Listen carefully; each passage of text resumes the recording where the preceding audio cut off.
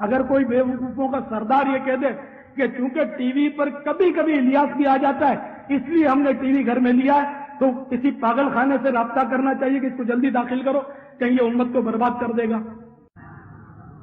تو بعض لوگ اسلام کا لبادہ اوڑھ کر اسلام کو ماڈرن انداز میں پیش کرنے کی ناپاک سازشوں کے ذریعے مسلمانوں کے ایمانوں کو لوٹنے میں مشغول ہے، اور اس طرح کے بےہودہ ماڈرن مولوی آج کل ٹی وی پر بہت کچھ اسلام کی جڑیں کھوکھلی کر رہے ہیں، اور اس طرح کے بےہودہ ماڈرن مولوی آج کل ٹی وی پر بہت کچھ اسلام کی جڑیں کھوکھلی کر رہے ہیں۔ الغرض ٹی وی کے ذریعے بد عملی اور بد عقیدگی پھیلانے کا سلسلہ زور و شور پر ہے۔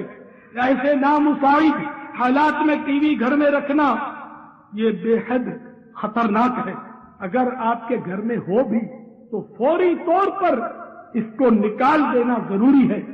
یہاں ایک بات کی وضاحت کرتا چلوں، تا دم بیان زندگی میں صرف اور صرف 2 مرتبہ اہتمام کے ساتھ ٹی وی پر میرا بیان ہے، سگے مدینہ عفیہ عنہ کا بیان اور دعا کی آواز سنائی گئی ہے، کیونکہ میں اس وقت ٹی وی کے بارے میں جو کچھ عرض کر رہا ہوں تو شاید بعض لوگ سوچ رہے ہوں کہ یہ کیا معاملہ ہے، وہ خود تو ٹی وی پہ آتا ہے اور ٹی وی کی مذمت پر اب یہ تل گیا ہے۔ تو ٹی وی کی مذمت تو میں اس دور سے کر رہا ہوں جب سے یوں سمجھو کہ مجھے شعور آیا۔ الحمدللہ میرے گھر میں آج تک ٹی وی گھسا نہیں ہے، اور میں تو ٹی وی کا کیا مخالف ہوں، میرے بچے بھی اتنے مخالف ہیں ٹی وی کے کہ وہ بھی میرے بعد بھی کبھی گھر میں نہیں گھسنے دیں گے انشاءاللہ عز و جل۔ نہ میں نے ٹی وی زندگی میں آن کیا ہے، نہ آف کرنا تھا، تو میں یہ وضاحت کر رہا ہوں عز و جل، نہ میں نے ٹی وی زندگی میں آن کیا ہے، نہ آف کرنا تھا، تو میں یہ وضاحت کر رہا ہوں میں صرف ٹی وی پر 2 بار آواز کی صورت میں آیا ہوں، میرا چہرہ نہیں آیا ٹی وی پر، صرف میری وائس آئی ہے، آواز۔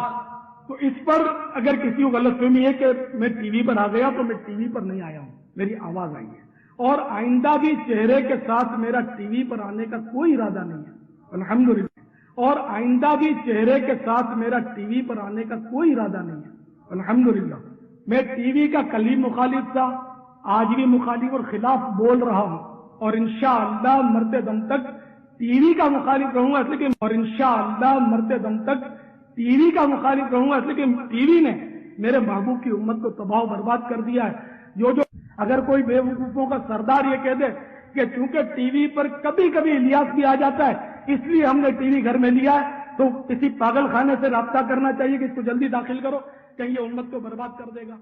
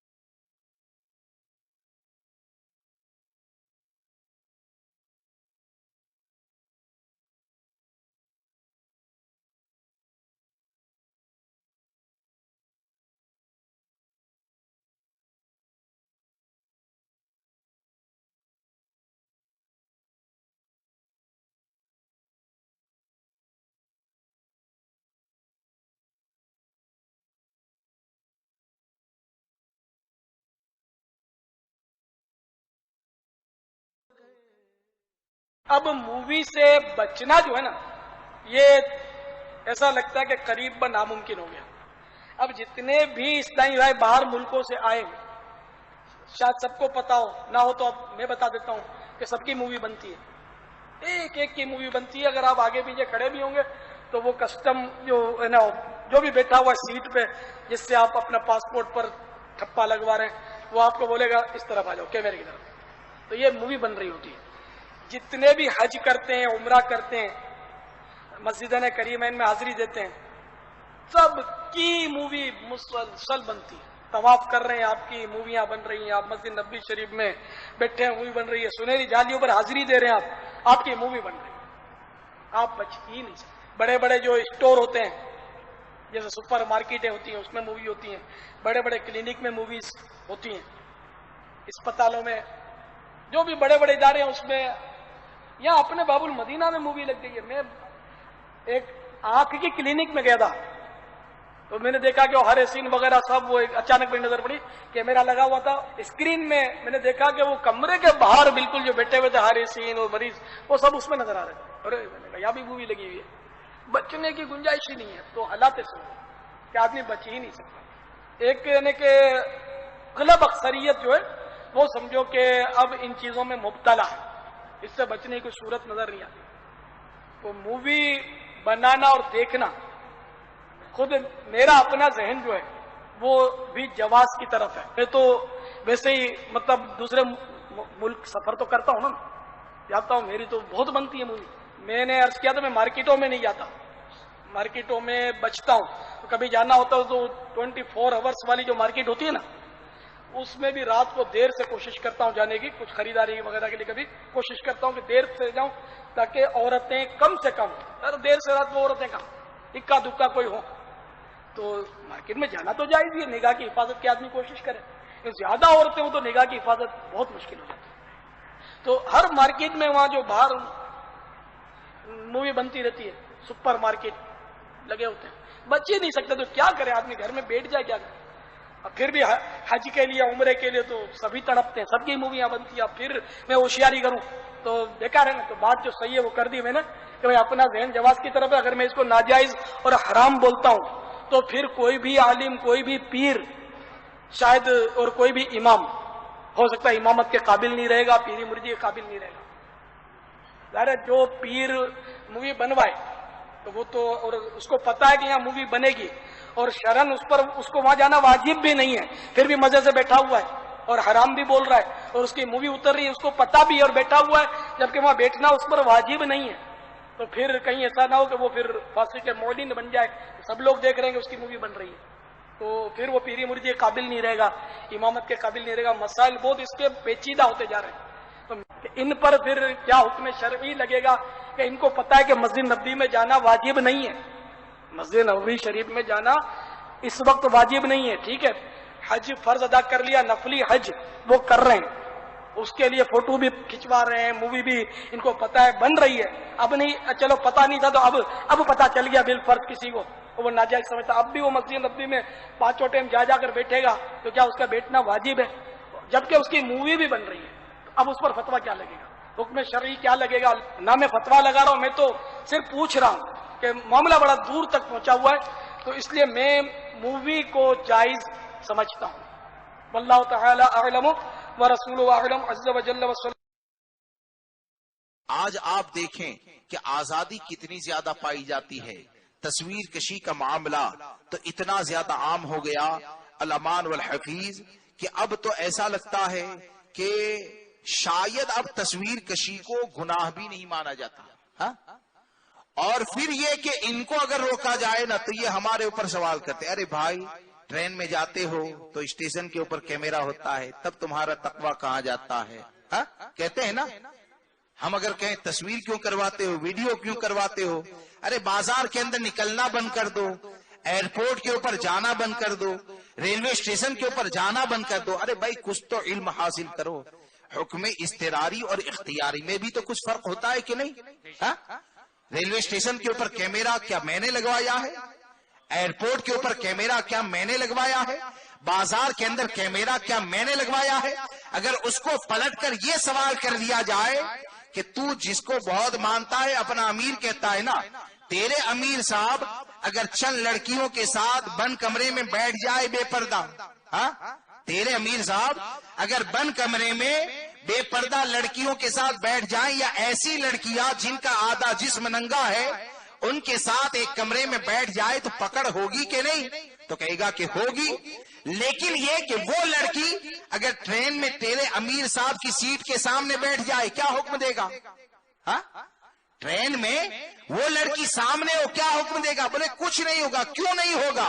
تو کہتا ہے کمرے میں امیر کا اختیار تھا، ٹرین یہ امیر کا اختیار میں نہیں ہے. تو جب یہ سمجھ میں آتا ہے تو ہم یہ کہتے ہیں کہ میرے جلسے میں آ کر میری کوئی تصویر کھینچتا ہے، میں کھاتا ہوں، کوئی تصویر کھینچتا ہے، وہ میرا اختیار ہے. ریلوے اسٹیشن کے اوپر جانا یہ حرام نہیں ہے، وہاں پر گورنمنٹ نے لگایا ہے، وہاں پر میرا اختیار ہی نہیں ہے.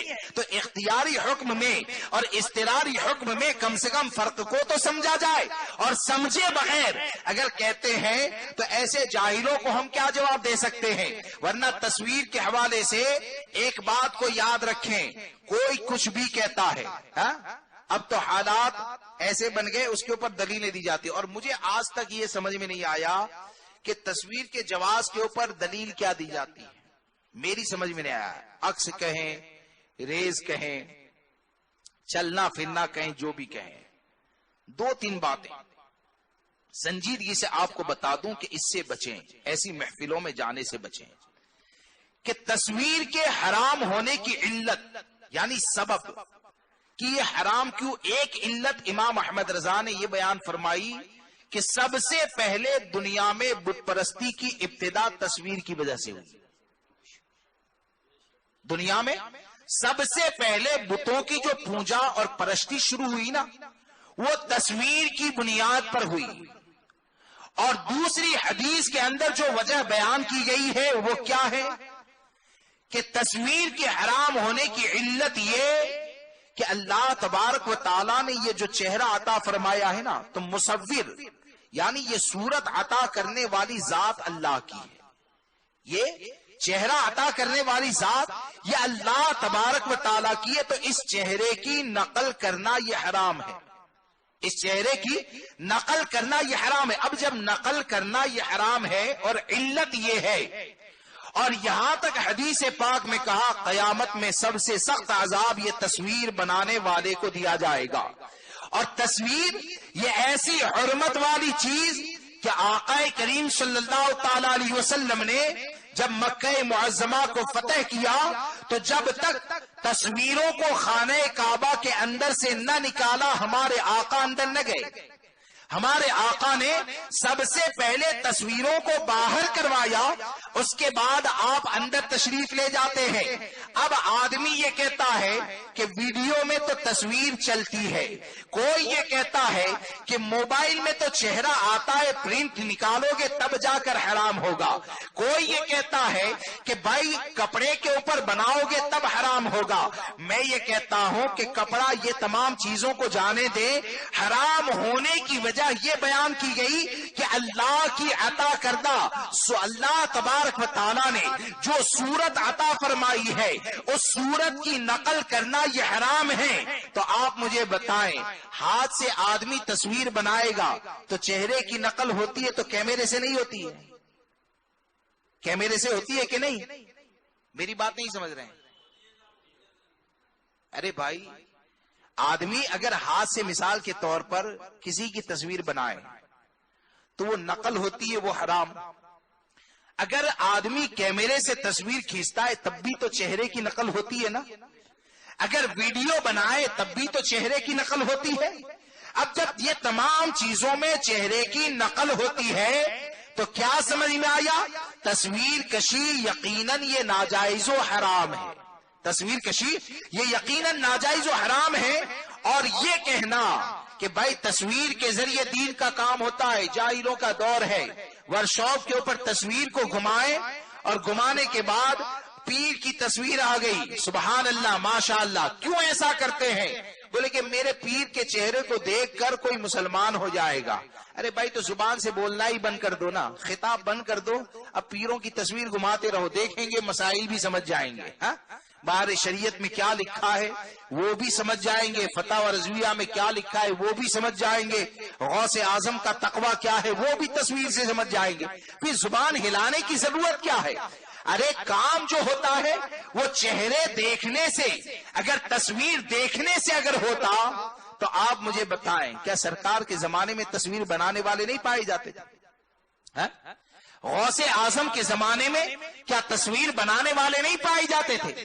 وہ غوث اعظم کہ جن کے چاہنے والے اور جن سے محبت کرنے والے اتنے زیادہ کہ غوث اعظم اگر بیان کریں تو آپ کی زبان سے نکلنے والے جملے کو لکھنے کے لیے ہزاروں علماء بیٹھتے، ہزاروں علماء ان جملوں کو لکھنے کے لیے بیٹھتے، اور ان چیزوں کو انہوں نے ہم تک پہنچایا۔ لیکن یہ لکھنے والے نے کبھی یہ نہیں سوچا کہ غوث اعظم اتنے نورانی چہرے والے ہیں، چلو آنے والوں کو ایک آدھ تصویر بھی دے دی جائے۔ غریب نواز آئے، غریب نواز کے چاہنے والوں نے غریب نواز کی تصویر کو کبھی نہیں پہنچایا۔ کیا سمجھ میں آیا؟ تصویر بنانے والے غوث اعظم کے زمانے میں بھی تھے، غریب نواز کے زمانے میں بھی تھے، ان کی باتوں کو پہنچایا گیا، تصویر کو نہ پہنچا کر ان لوگوں نے یہ بتا دیا کہ تصویر یہ ایسی حرام چیز ہے کہ تصویر یہ دین کی نشر و اشاعت کا ذریعہ نہیں ہے، یہ تبلیغ کا ذریعہ نہیں ہے۔ اور تعلیمات امام احمد رضا کا نعرہ لگاتے ہیں تو تعلیمات امام احمد رضا کا نعرہ لگانے والا تصویروں کو بھیجنے کے بعد سبحان اللہ کی صدائیں نہیں سنا کرتا ہے، اس لیے کہ امام احمد رضا کی تعلیم یہ ہے کہ میرے امام نے یہ کہا جو جتنا بڑا معظم دینی ہوگا، یعنی دین میں جس کا مقام جتنا بڑا ہوگا اس کی تصویر کو رکھنا اتنا ہی زیادہ گناہ ہوگا۔ اس کی تصویر کو رکھنا اتنا ہی زیادہ گناہ ہوگا۔ کیوں کہ آدمی اگر پیر کی تصویر کو رکھے گا تو پیر کی تصویر کو کیا جوتا نکالتا ہے وہاں پر رکھے گا؟ ارے بولیے، پیر کی تصویر کو جوتا نکالتا ہے وہاں رکھے گا؟ تصویر یہ توہین کی چیز ہے، تعظیم کی چیز نہیں ہے۔ تصویر یہ توہین کی چیز ہے، تعظیم کی چیز نہیں ہے۔ اب اس کو جس کی توہین ہونی چاہیے، جس تصویر کی توہین ہونی چاہیے، اس کو تعظیم کے ساتھ رکھتا ہے اور یہ کہتا ہے یہ معظم دینی ہے۔ یاد رکھیں، ان سب خرافات سے بچیں، تصویر سے، ویڈیو کشی سے اور باقی جو خرافات ہیں اس سے بچیں۔ سرکار اعلی حضرت کی تعلیمات کے اوپر سختی کے ساتھ عمل کریں۔ اور کہ معاملہ بڑا دور تک پہنچا ہوا ہے، تو اس لیے میں مووی کو جائز سمجھتا ہوں۔ واللہ تعالی اعلم ورسولہ اعلم عز وجل وسلم کہ معاملہ بڑا دور تک پہنچا ہوا ہے، تو اس لیے میں مووی کو جائز سمجھتا ہوں۔ واللہ تعالی اعلم ورسولہ اعلم عز وجل وسلم۔ دعوت اسلامی نام رکھا اور مودودین سنیما کو جائز کہا تھا، آج ریاض قادری جو ہے اس کو جائز بھی کہہ رہا ہے اور ناصر منسوخ کی بات بھی کر رہا ہے۔ یہ ضرورت سے ہٹ کر کے کچھ لوگ کہتے ہیں کہ ضرورت ہے۔ میں پوچھتا ہوں کہ اس وقت جو مسجد میں فوٹو لیا گیا یہ کون سی ضرورت کے تحت لیا گیا؟ اور ریاض قادری کا جو دیدار کرایا جاتا ہے وہ کون سی ضرورت؟ دینی ضرورت ایسی ہے جو اس کے بغیر پوری نہیں ہو سکتی۔ تبلیغ کے نام پر یہ حرام کا رواج، اور حرام کا رواج ہی نہیں بلکہ لوگوں کے عقیدہ اور ایمان کو بگاڑنے کی کوشش، کہ پہلے لوگ اس کو حرام سمجھتے تھے اور اب اس کا نتیجہ یہ ہوگا کہ اس کو جائز اور مستحب اور نہایت مستحسن، جیسا کہ ایک صاحب نے اپنے فتوے میں لکھ دیا، یہ اس کو سمجھیں گے۔ تو اس طریقے سے یہ دعوت اسلامی جو ہے کون سی دعوت اسلام کی کون سی خدمت انجام دے رہی ہے آپ خوب سمجھ سکتے ہیں۔ یہ دعوت اسلامی کا حال ہے۔ دعوت اسلامی سے کچھ لوگ اس وجہ سے ہٹے کہ دعوت اسلامی جو ہے کھل کر کے رد نہیں کرتی ہے اور اس نے اپنی الگ پہچان بیان قائم کی ہے۔ وہ اس کے منشور میں یہ ہے کہ ہمارے اسٹیج سے رد نہیں ہوگا، اور دعوت اسلامی آج بھی ان کا معاملہ یہ ہے کہ دیوبندیوں کے پیچھے بھی نماز پڑھ لیتے ہیں۔ اس بنا پر جو ہے کچھ لوگ جو ہے ہٹے اور ظہیر الدین کے پرچم کے نیچے جو ہے سنی دعوت اسلامی قائم کی گئی. اور سنی دعوت اسلامی ذرا یہ بتا دے کہ کون سی وہ سنی دعوت سنیت کی تبلیغ کر رہی ہے؟ اس علماء کونسل کے اس مین شخص سے وہ جڑی ہوئی ہے جس نے برسرے ممبر سنی دعوت اسلامی کے اجتماع میں جس نے یہ کہا کہ مستق قبر میں نہیں پوچھا جائے گا. تو میں یہ کہنا چاہتا ہوں کہ نہ سنی دعوت اسلامی مسلک اعلی حضرت کی مبلغ ہے، نہ دعوت اسلامی مسلک کی مبلغ ہے.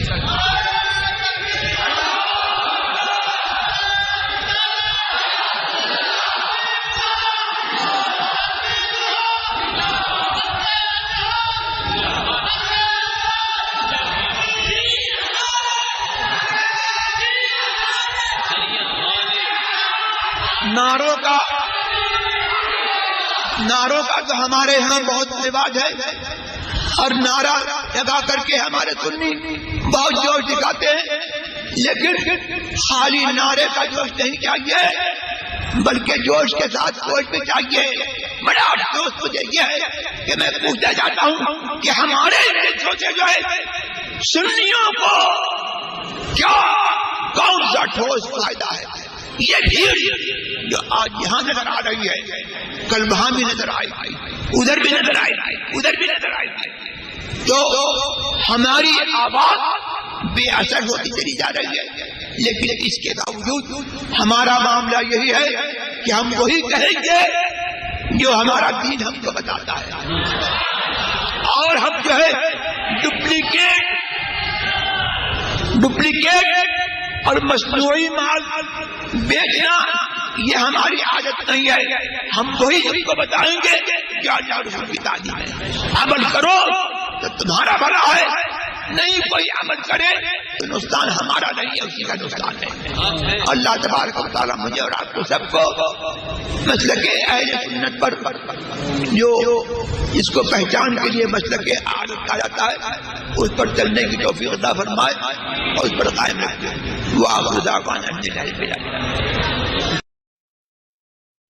اگر کوئی بے وقوفوں کا سردار یہ کہہ دے کہ چونکہ ٹی وی پر کبھی کبھی الیاس بھی آ جاتا ہے اس لیے ہم نے ٹی وی گھر میں لیا ہے، تو کسی پاگل خانے سے رابطہ کرنا چاہیے کہ اس کو جلدی داخل کرو، کہیں یہ امت کو برباد کر دے گا. تو بعض لوگ اسلام کا لبادہ اوڑھ کر اسلام کو ماڈرن انداز میں پیش کرنے کی ناپاک سازشوں کے ذریعے مسلمانوں کے ایمانوں کو لوٹنے میں مشغول ہے. اور اس طرح کے بےہودہ ماڈرن مولوی آج کل ٹی وی پر بہت کچھ اسلام کی جڑیں کھوکھلی کر رہے ہیں. اور اس طرح کے بےہودہ ماڈرن مولوی آج کل ٹی وی پر بہت کچھ اسلام کی جڑیں کھوکھلی کر رہے ہیں.